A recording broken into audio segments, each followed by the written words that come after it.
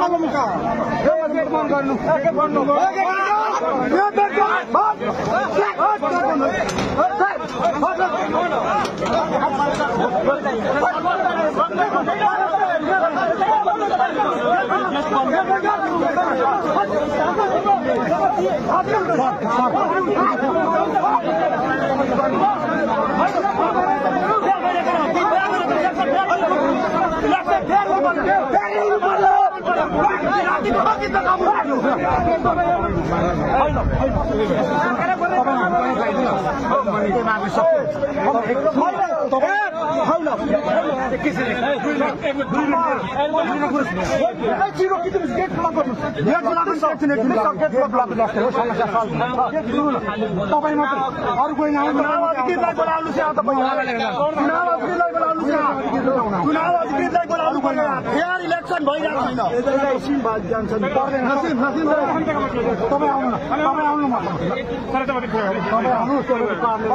मार यहाँ खसाइदिनु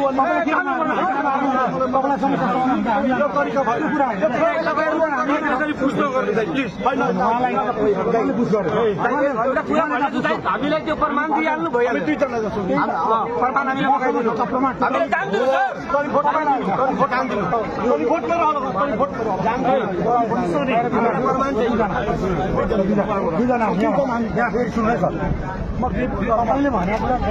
मान्छे जब अधिकृत बनाएछ भने